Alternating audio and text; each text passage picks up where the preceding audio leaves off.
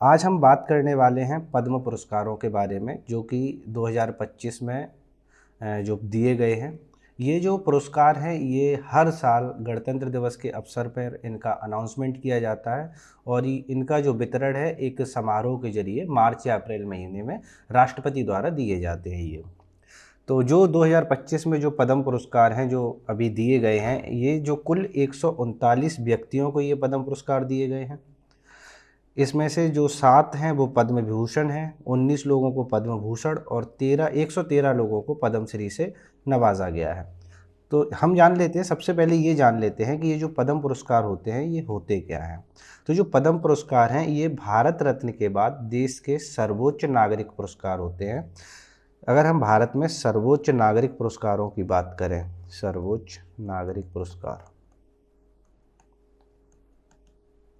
तो इनकी क्रोनोलॉजी कुछ इस प्रकार है। जो सबसे टॉप ऑर्डर में है वो है भारत रत्न, भारत रत्न। उसके बाद आती है पद्म पुरस्कारों की श्रृंखला। तो पद्म पुरस्कारों में जो सबसे टॉप ऑर्डर पर है वो है पद्म विभूषण, विभूषण। उसके बाद आता है पद्म भूषण और जो पद्म पुरस्कारों की अंतिम श्रेणी में है वो है पद्मश्री।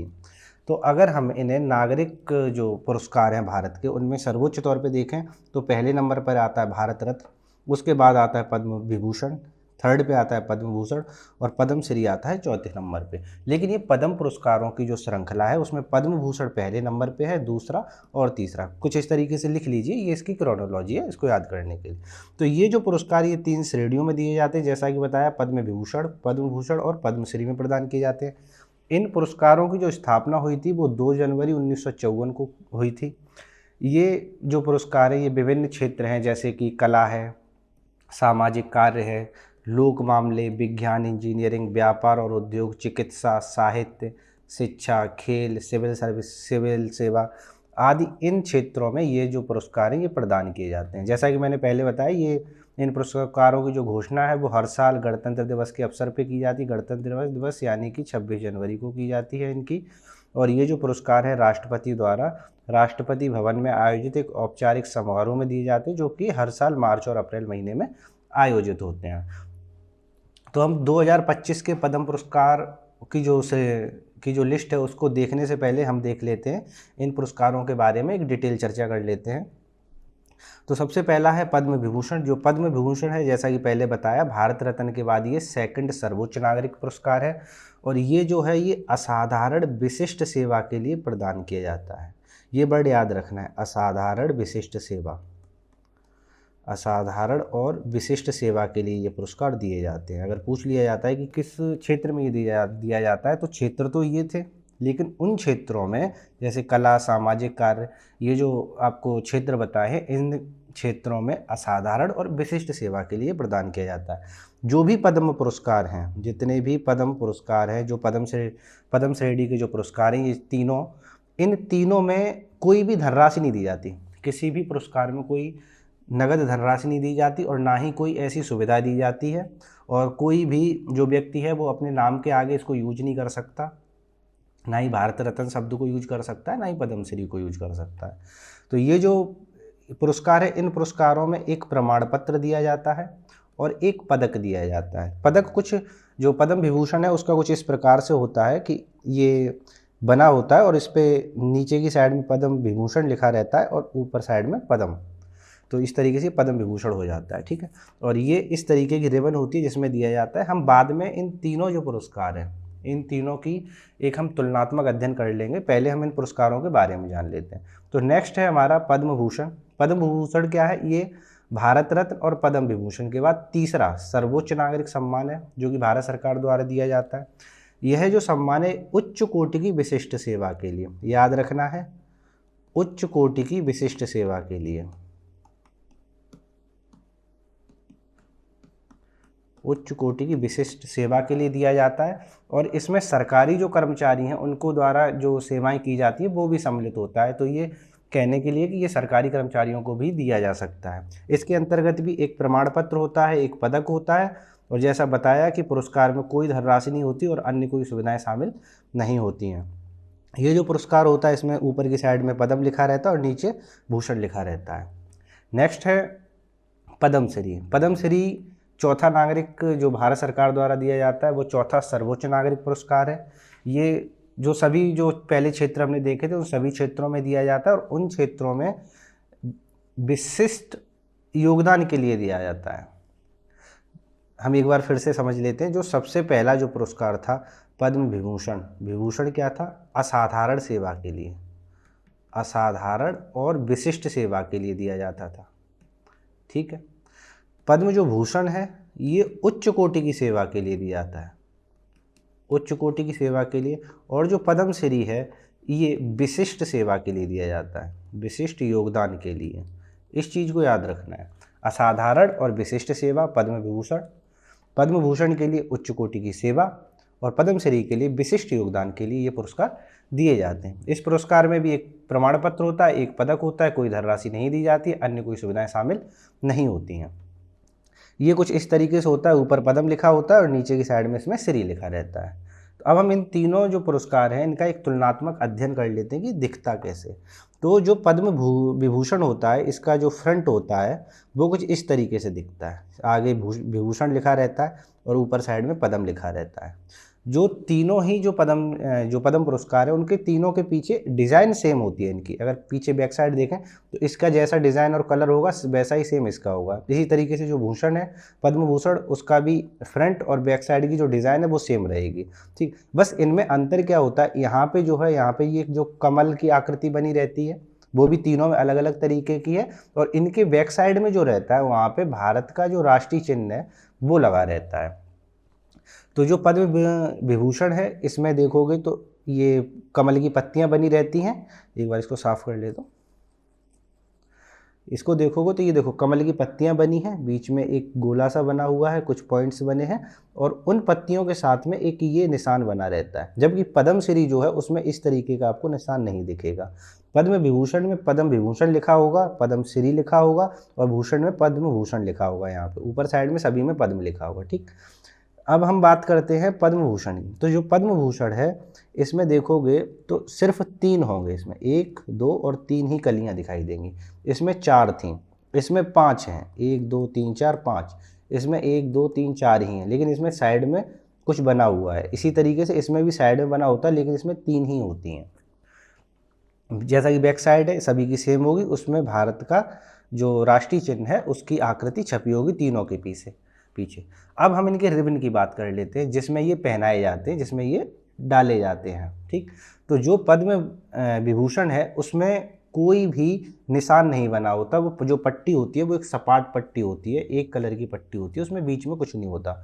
जो पद्म भूषण है, पद्म भूषण की जो पट्टी होती है इसमें एक लाइन डली होती है बीच में वाइट कलर की, और जो पद्मश्री है इस पद्मश्री में 2 लाइनें होती हैं वाइट कलर की। तो देखोगे तो एक लाइन ये हो गई और एक ये लाइन है, इस तरीके से होता है। इनकी जो रिबन है वो भी अलग होती है और बाकी इनकी जो बनावट होती है वो भी अलग है, बाकी इनके जो भी कैटेगरी होती है वो लिखा रहता है इन पे। नेक्स्ट अब हम देख लेते हैं जो 2025 में पद्म पुरस्कार दिए गए हैं उनके बारे में। तो जैसा बताया कि ये 139 व्यक्तियों को दिए गए हैं 2025 में पुरस्कार, जिसमें से 7 जो हैं वो पद्म विभूषण हैं, 19 जो हैं वो पद्म भूषण हैं और बाकी 113 जो लोगों को जो मिला है वो पद्मश्री मिला है, ठीक। इनमें से जो ये 139 लोग हैं, इन 139 लोगों में से 23 महिलाएं हैं, 10 विदेशी लोग हैं और 13 लोगों को मरणोपरांत दिया गया है। तो ये जो पुरस्कार है भारत के जितने भी नागरिक पुरस्कार हैं, जो भारत रत्न हुआ, ये पद्म पुरस्कारों के तीनों जो पुरस्कार है इन सभी को मरणोपरांत भी दिया जाता है। तो ये याद रखना है कि ये मरणोपरांत दिया गया है, इस बार 13 लोगों को दिया गया है। तो एग्ज़ाम के लिए जो सबसे इम्पोर्टेंट है वो ये है कि इतने जो 139 नाम है ये तो याद नहीं रखे जा सकते। तो सबसे इम्पोर्टेंट ये है कि ये जो 7 पद्म विभूषण है ये सभी को याद होने चाहिए। आप चाहे किसी भी राज्य का एग्ज़ाम देने जा रहे हो, चाहे कोई सा भी एग्ज़ाम देने जा रहे हो, ये 7 नाम आपको याद रखने हैं। और ये जो 19 पद्म भूषण वाले नाम हैं ये इम्पोर्टेंट है, ये याद रखने।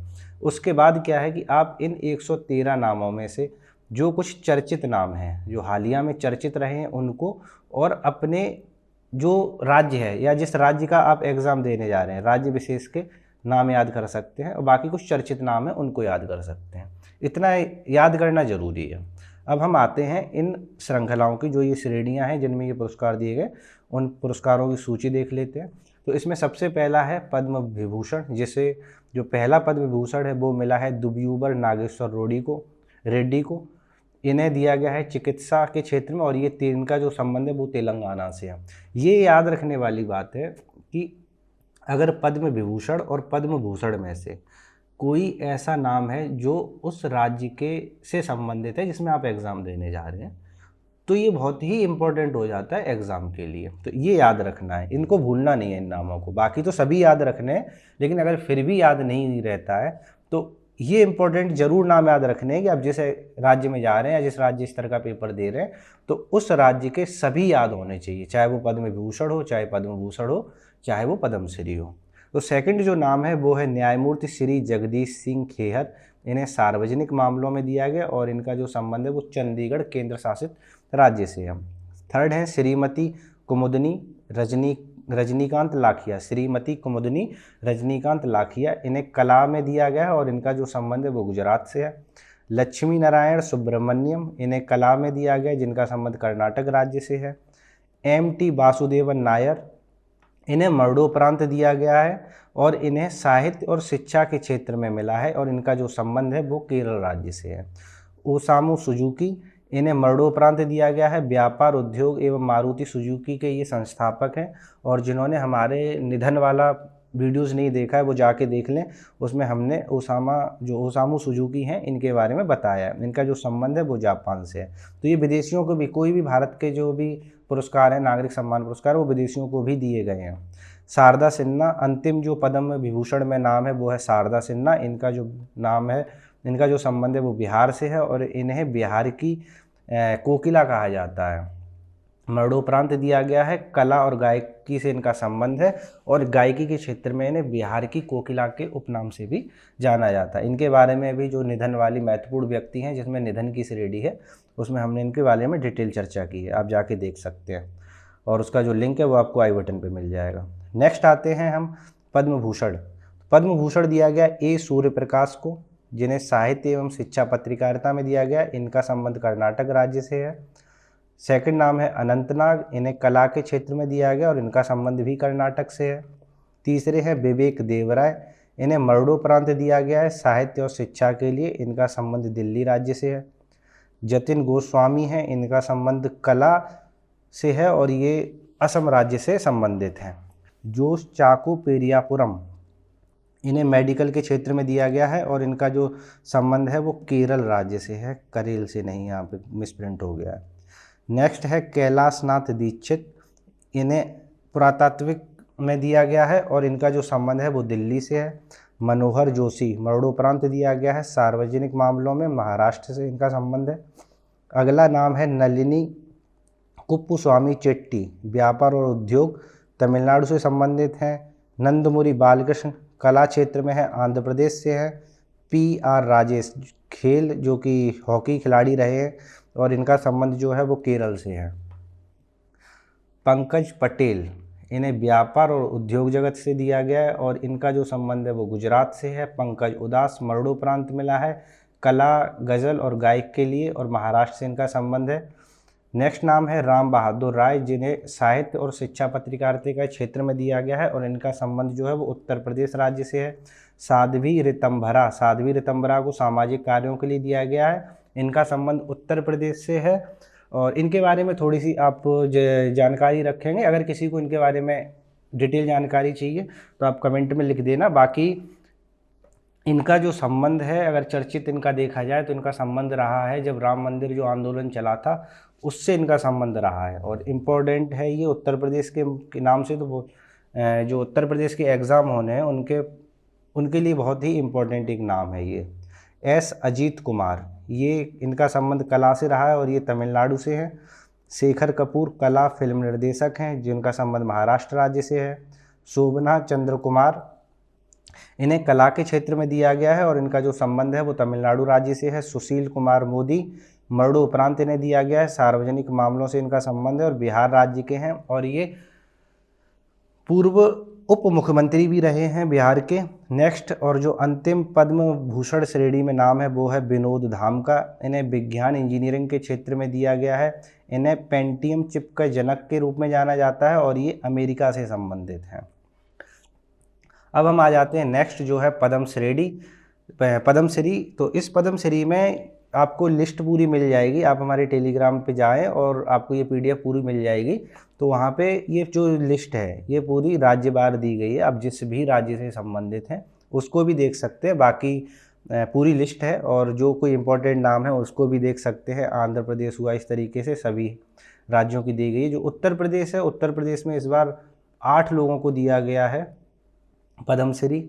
तो ये इम्पोर्टेंट नाम है जिनको याद रखना है उत्तर प्रदेश के पॉइंट ऑफ व्यू से। मध्य प्रदेश की अगर हम बात करें या फिर हम बिहार की बात करें तो यहाँ भी 5-5 लोगों को दिया गया है। मध्य प्रदेश में 5 लोगों को दिया गया है, ये नाम याद रखने हैं। बिहार की बात करें तो बिहार में भी 5 लोगों को ही दिया गया है। तो इन नामों को याद रखना है। ये इसकी जो पीडीएफ है वो आपको हमारे टेलीग्राम पे मिल जाएगी, जिसका लिंक डिस्क्रिप्शन में मिल जाएगा। पद्मश्री से संबंधित जो भी जानकारियाँ थी, जो भी इम्पोर्टेंट पॉइंट हो सकते थे, वो सभी इसमें रिटन है। बाकी आपको मैंने बता दिए हैं। तो आज के लिए इतना ही, मिलते हैं नेक्स्ट वीडियो। धन्यवाद।